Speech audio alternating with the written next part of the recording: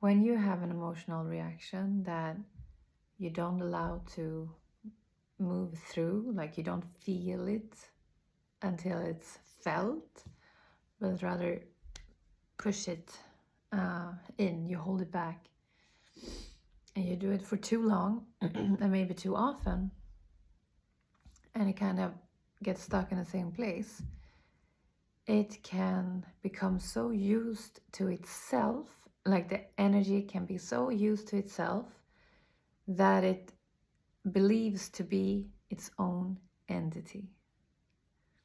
But it's actually just emotions that you didn't finish feeling. You can also have entities like this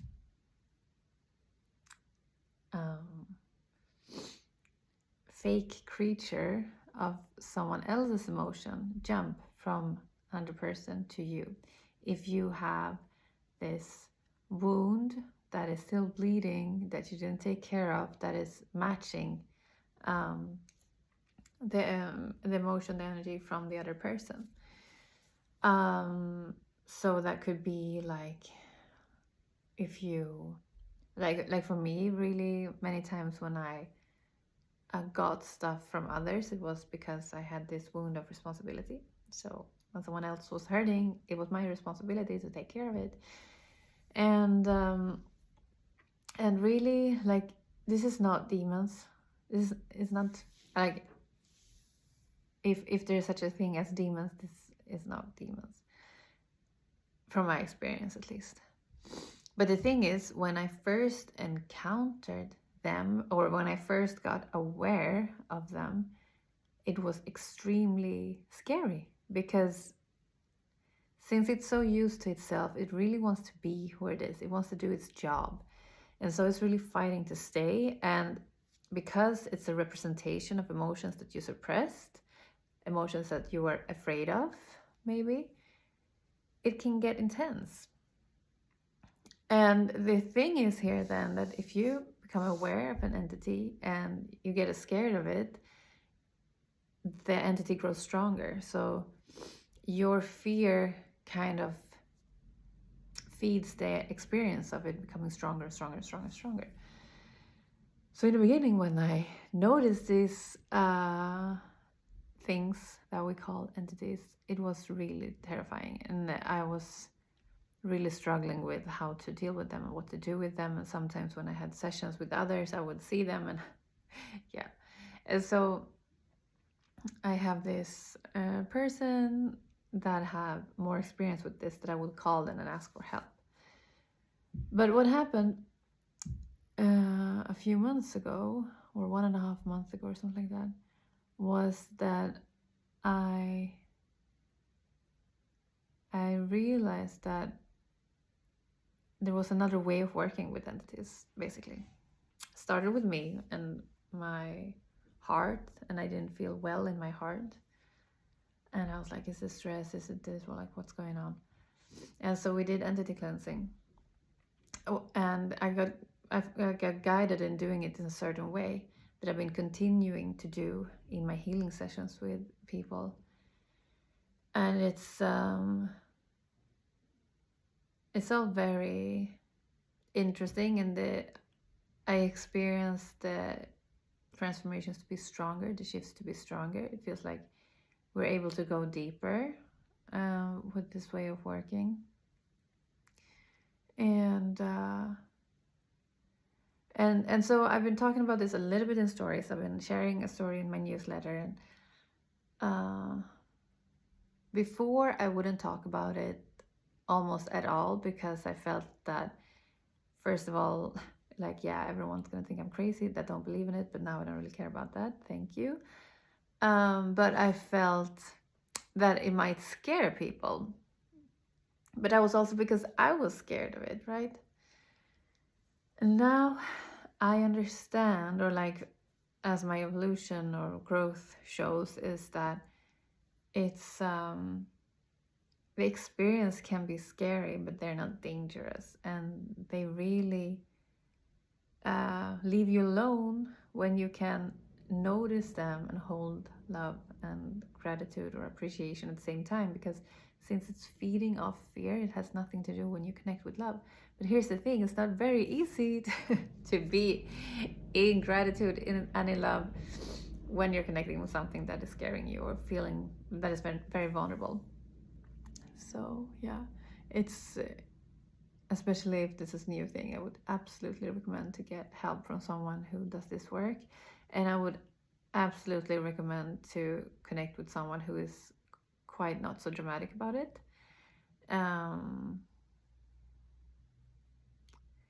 Because as I've understood that there are some people who are talking about entities, but they're doing it in like a dramatic way. Maybe that's their perspective, but I also feel like that's an easy way to manipulate for sales. Like, oh, you have this scary thing and I can help you fix it. Like, don't really appreciate that. I want to motivate personal power, not scare people into decision making. But so since I've been talking about it, and since I have a new perception of it all, I also feel confident that you can trust what I'm saying and be like, okay, so it's not dangerous, but it's of great value to take care of. It's not dangerous, but it will be so good for me to release it. It will be so nice for me to let go of it. And so a few people then reached out and asked, but how do I know if I have it or not? And I do check with the pendulum and ask questions. I use my intuition and I ask questions, and you can also do muscle testing and ask. But you can't just ask like, do I have entities? Because yeah, probably you do. You have to be more specific. And ways to recognize them is like one friend of mine, she had this like very not subtle pain in her hip that like she went to different therapists to get help with it, and she went to yoga to stretch it out, but nothing really helped. And then we checked and there was a few entities there and we cleared it, and then the hip pain disappeared. So that was like, I love stuff like that. I think it's cool, and I've always been curious about like how much can we affect the body with the mind. Not to exclude food and nutrition and movement, like absolutely not, but like if we can play with an holistic approach, like what is possible from the mind. And for me, it used to be like that I got this really irrational anxiety that I couldn't really, like I couldn't really see where it came from or why I had it. But that's history now, and I can notice, like if you get really, like if you meet someone with a lot of unresolved trauma or some kind of addiction, like most likely there's entities around those type of very extreme wounds. So then if you're codependent, they might jump over because you're like, this is my bleeding wound matching the frequency over here. So if you feel heavy, emotionally heavy, burdened, if you have like fears and worries that you can't really let go of, yeah, it might be that.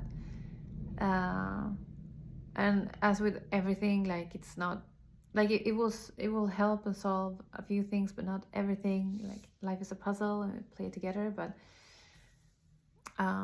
this is, I would say, beyond like the most powerful approach and methodology that I've come across so far.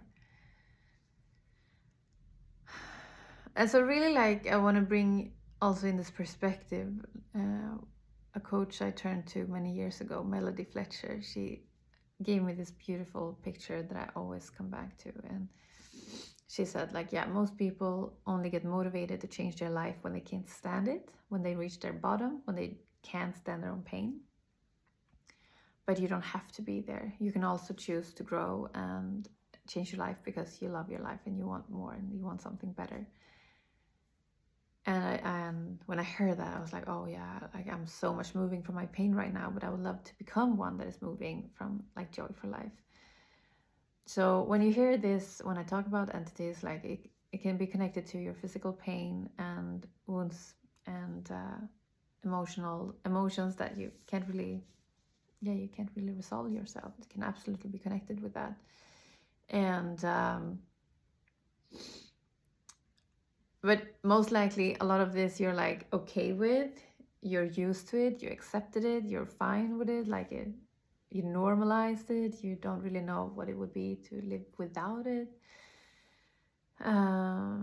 So ask yourself, like, does it get, do I need to make life worse, or do I need to be in more pain, or do I need to suffer more, or can I find inspiration out of my desire to live a more liberated, joyful life?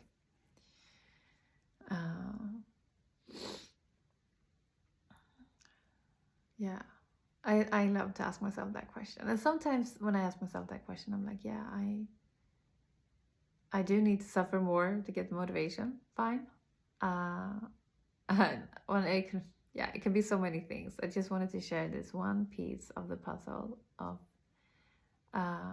what you can explore. And if you want to explore entity work with me, just send me a DM and I'll tell you more about the details. But it's a fascinating thing. And yesterday I was actually working with entity work with 2 horses, and that was really interesting. One of them was quite sick, and yeah, that became very interesting. So I'm grateful also to get to continue to explore the possibilities with this. As with always, like, we're still beginners, we're still learning a lot, and yet there is so much power in what we already know. But yeah, so entities are suppressed emotions that you didn't take care of, that has been there for so long that it became it started to believe its own consciousness.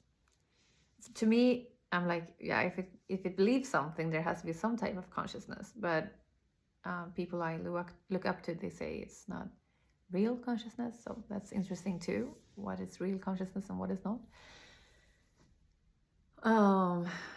But yeah,